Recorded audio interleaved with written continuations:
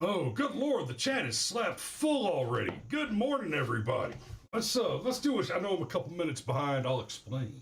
Let's do this.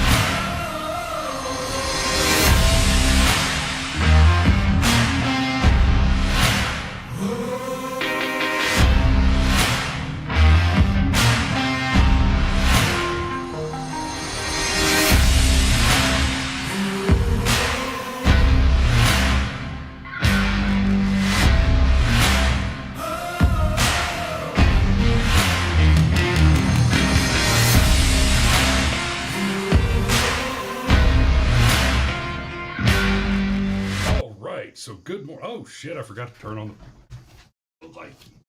Okay, hold on. There. Oh yeah. Oh, that's so much better. Good morning, y'all. I was sitting down to the desk, and I know y'all yesterday. I had the microphone in the pointed down more, and this morning, I went to pull it down from the spring-loaded arm that it holds up, and I broke this frickin' toggle bolt. It's always something. Cameron says, that's a nice multi-billion-dollar company you got there. Be a real shame if someone decided to investigate its disinformation. I talked to Cameron this morning for a little over an hour. While he was getting out the door and getting ready. And I know y'all miss him. And I am, we're working on what we can do to get him back on the show as often as possible. But, like I've said before, there's some logistical challenges. Namely, I live 100 miles away now, which, oh yeah. But, we miss Cameron on the show a lot. But if I'm being fair, this frame looks really good with me in the center of it. I don't know how we're going to square that. But just in case, I did buy him a new chair it's got a back on it and everything. So yeah, brother, we're looking forward to getting you back in the studio as soon as possible. Today, what are we talking about today? We're going to talk about we're going to talk about Zuckerberg's letter. So, and I apologize if the sound quality isn't as good today as it was yesterday. Like, I broke this toggle bolt, and now she's just barely holding on right now, just struggling. But it's okay. I'm gonna take it to Home Depot with me later today and see if I can't put a better toggle bolt in it. When shit goes wrong like that, it's distracting, and that is not least of the reasons why live is hard mode. Now, here we go. Today, we're talking about this. Zuckerberg says Biden administration pressured Meta to censor COVID-19 content. Now, this is a big story. This is huge, right? Essentially, what has happened is Mark Zuckerberg has put out a letter on his own official company letterhead that says, hey, we at Facebook and Instagram, etc., at Meta, Zuckerberg's company that owns several different social media platforms, including Facebook, Instagram, I believe WhatsApp, and of course the Meta virtual reality platform, which I don't know anybody who's personally had experience with that. I've seen some videos of how creepy and weird it is, but anyway, that's beside the point. Zuckerberg owns a massive social media empire. Now, in fairness, it is flagging some. Instagram less so, but Facebook, like the BFM is still on Facebook. I still have Facebook for this, essentially for this show. I don't do a lot of interaction on Facebook, but the show, we've got viewers right now. I can see who are watching on Facebook. I can see in my statistics right on the screen here. So Facebook is by no means irrelevant, but it is definitely targeted toward an older generation now. Sorry, sweetheart, but it's who he is. It's who we is. But Facebook, Zuckerberg essentially put out a letter that it's an open confession that says that specifically Biden and the Biden-Harris campaign pressured Facebook, not just the U.S. government, but specifically the Biden-Harris campaign. And now that's important. We'll get back to that in just a minute. Pressured Facebook to censor COVID information. And yes, I say information.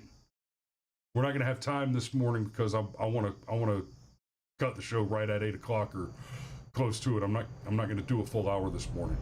But COVID information, and what I mean by that is, we have now seen various reports that it is clear now that it was never misinformation. I'm not saying there was no misinformation, but by a wide margin, the things that were labeled COVID misinformation during that whole censorship screed turned out to be true things.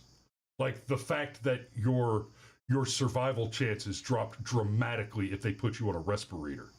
The claims of the questionable efficacy of the vaccine, right? Rachel Maddow famously said, if you get the vaccine, you cannot catch COVID and you cannot spread it to another person. And that turned out to be false. I mean, that no vaccine is 100%. But most of them tend to be much higher in the efficacy scale than COVID was. But so Zuckerberg has admitted that he was pressured by the government and by the Biden-Harris administration to censor you on Facebook. And specifically, that includes the Hunter Biden laptop story that came out of the New York Post. It wasn't the Washington Post. Anyway,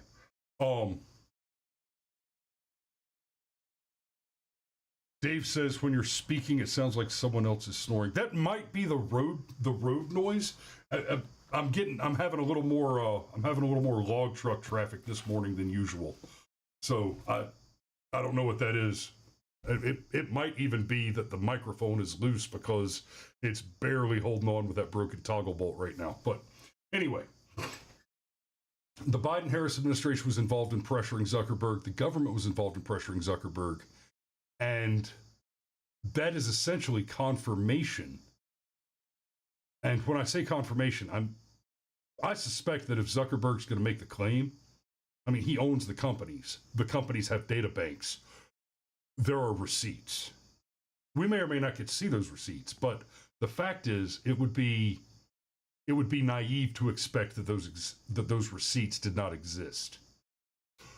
Papa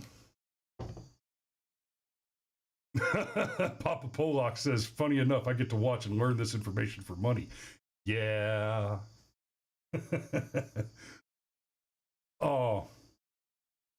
So, bringing the receipts. I suspect that Mark Zuckerberg can bring the receipts. And further, I suspect that fact, even the speculation of that fact being true, will go a long way to keep him from getting into real trouble with this. And I'm not even going to go so far as to say that he should get in real trouble for this. Now, don't mistake me. Don't take this as a full-throated defense of Mark Zuckerberg. But this is going to be the thing I say this morning that some of you may not want to hear. If we go to the tape, there are a lot of people on Twitter saying things like, They lock up CEOs of social media companies for not censoring, and Zuckerberg admits to censoring and nothing. No fines, no arrests. Okay, now he's making reference to, what's his name? The other one. Hang on, let me get back to those in just a second. Because he's making specific reference to the guy that owns Telegram, whose name I forget, Durov. So Durov was arrested in France. And what he is accused of, Durov owns Telegram. Telegram is another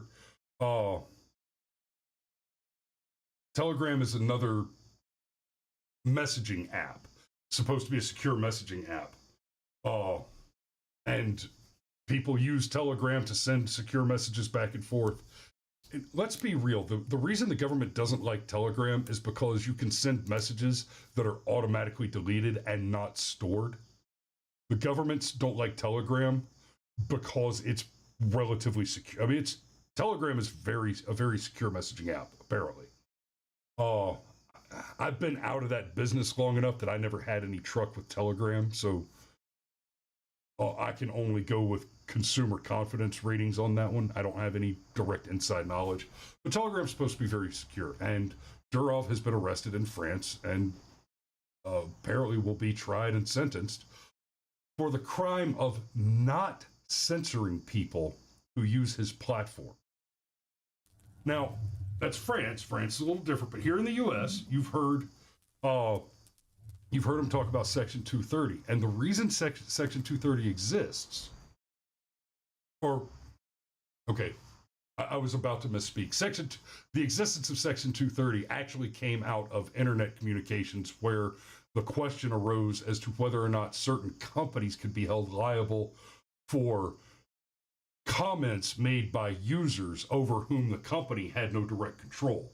And the argument to get them to the Section 230 protection, which protects platforms, is the Ma Bell argument. It's like, now hold on a minute. Ma Bell ran the phone lines. How could Ma Bell be expected to listen to every phone conversation to make sure that the mafia wasn't using it to plan heists and shit?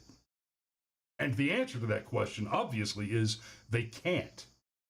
Even if it wasn't thoroughly unconscionable and unconstitutional for the government to access through a private company your private communications, it's logistically untenable. Now, we've had some controversies in this country rising from some whistleblower stuff about, and these should be controversial.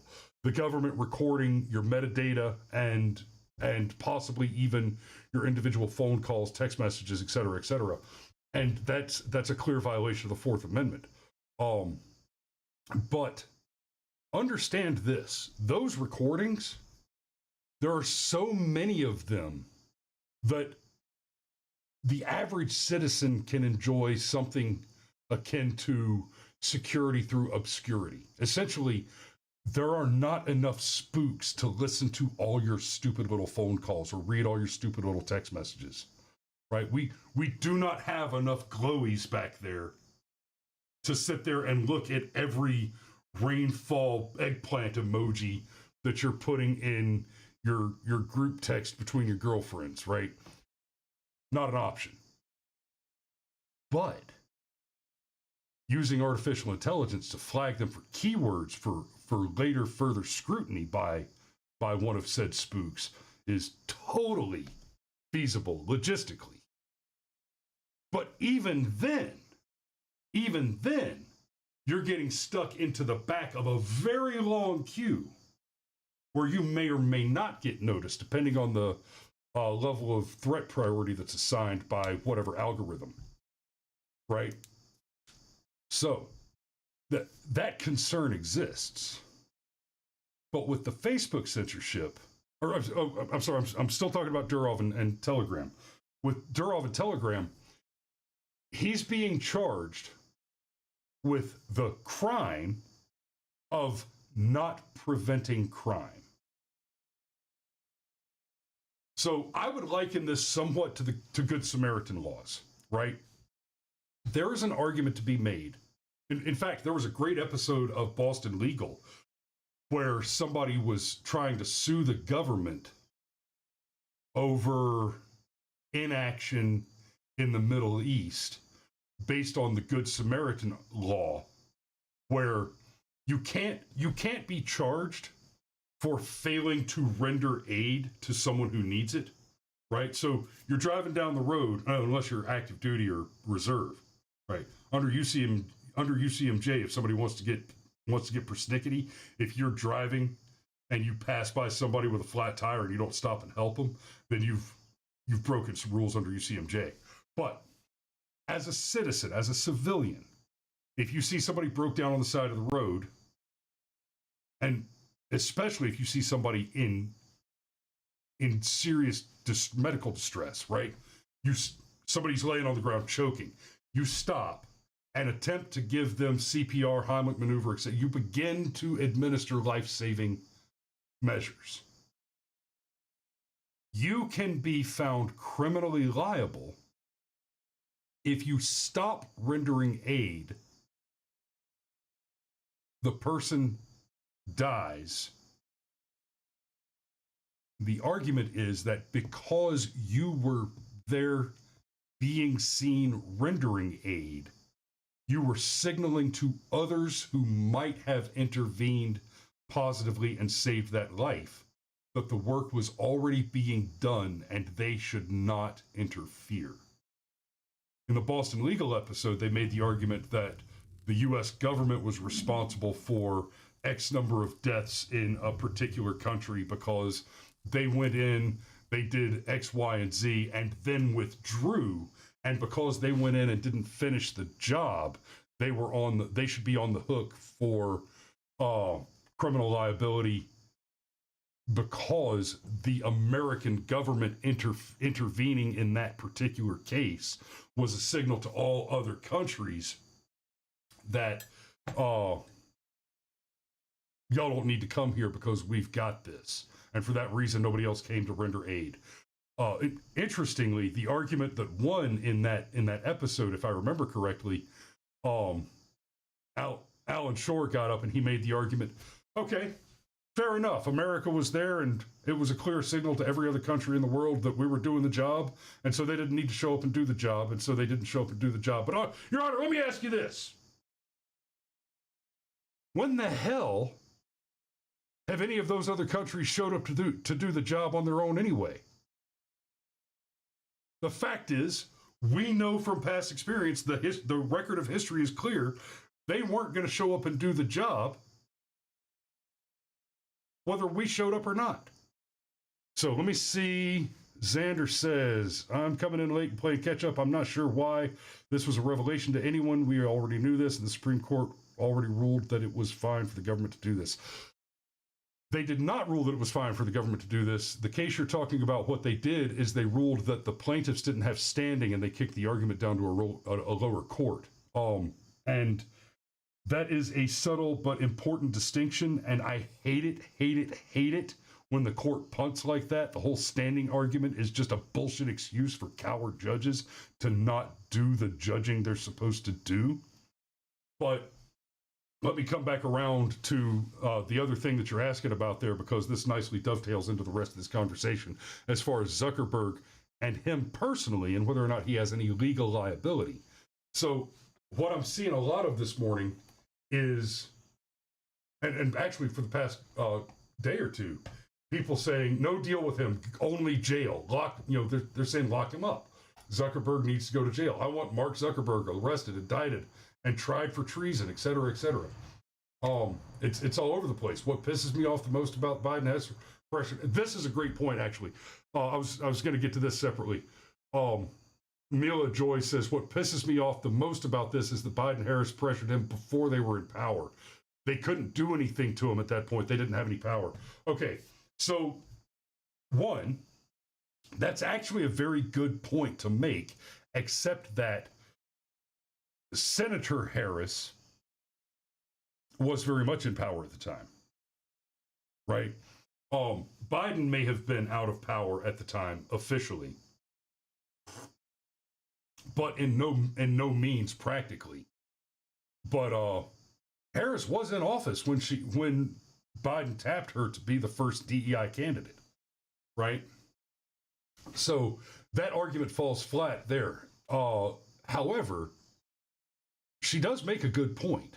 And I know this is going to kind of sound like one of those Rolling Stone magazine gang rape volleyball or lacrosse team arguments. Well, it's happening somewhere. The hypothetical. If it were the case that Harris and Biden were both parties out of power at the time of the pressure, then this would be an extraordinarily good argument. But it's not the fact. Harris was in office. But essentially, she's not wrong that to some degree it looks like Zuckerberg is a left-leaning sociopath, and it would have been his preference at the time for Biden-Harris to win. But, there it is. Cameron just said the difference is having Zuck personally calling it out. He is actually a victim of the government and is saying the quiet part out loud. That's what I was about to get to. All these people saying lock him up. Yeah, Zuckerberg did something wrong. But technically, right? Remember the my free platform, my free company, my free market argument. Facebook is a private platform. It's a private business. Zuckerberg personally, and by extension through his company, has every right in the world to censor your speech. Absolutely. He has every right in the world. But I've been screaming this for almost a decade now. Facebook, YouTube, and to a lesser extent now that Elon Musk has bought it, Twitter, but definitely before the Musk got involved. And forget, for the sake of this conversation, the subsidies that have gone to Musk, et cetera, et cetera. There is government money tied up in all these platforms. But more importantly, the conversation about Zuckerberg coming out and saying, these guys did this. He's pointing specifically, and most especially, forget Biden for a minute, Harris is the one that's running for office, who was a party in power at the time that this happened. That is an explicit violation of Section 242. I know you probably get tired of hearing me reference it, but it's the one that is most habitually violated.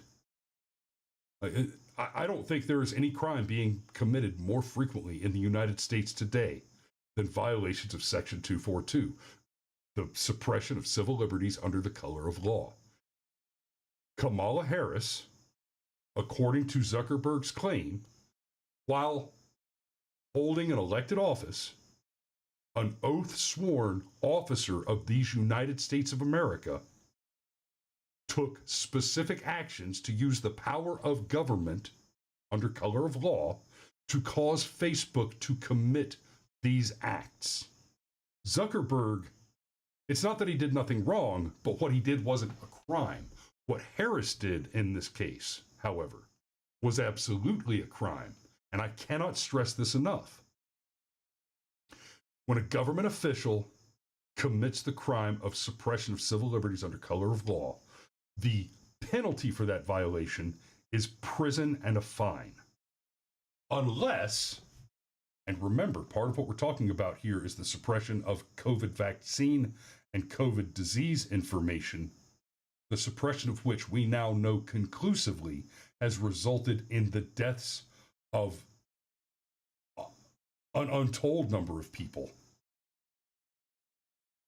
If the suppression of civil liberties results in the death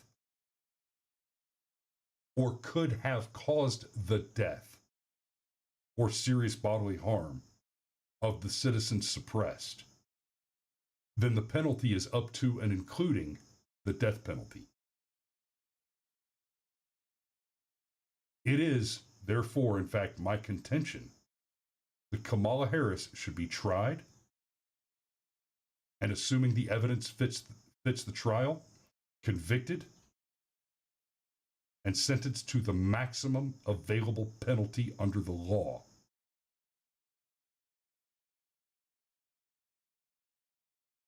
Xander Mack says, and Zuckerberg can say what he wants, but they still have their backdoor portal to the government wide open. And that is, I'm assuming, 100% true. It could be the case.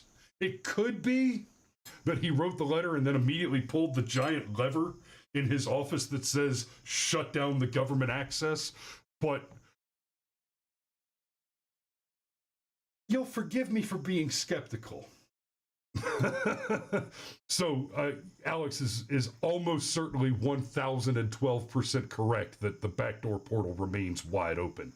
And frankly, the technology is at a level that it may be beyond Zuck's capacity to switch that off. But this is a very big deal. My intent in defending Zuckerberg to the extent that I'm defending him, let me remind you, I'm not saying he did nothing wrong. I'm saying that your ire is directed at the wrong target. Zuckerberg should not be the one you're mad at. Zuckerberg should be treated like a whistleblower. Now, he did the wrong thing. He was wrong. But Kamala Harris committed serious federal crimes, violation of civil liberties, mass violation of civil liberties. Right? She is the Las Vegas shooter of civil liberties violations today and election interference. She used the power of government while she was in office to violate your civil liberties for the explicit purpose of personal profit and political gain and the winning of an election through clearly illegal election tampering. That is the key takeaway this morning. So, I hope y'all are drinking decaf this morning, because that was a heavily charged half hour that we just blew through. Y'all might want to shake it out. I'm going to go do some yard work to work off some of this angst I just built up. And that's going to be it for this morning. Thanks, guys, for watching this morning. We love you, and we will see you tomorrow.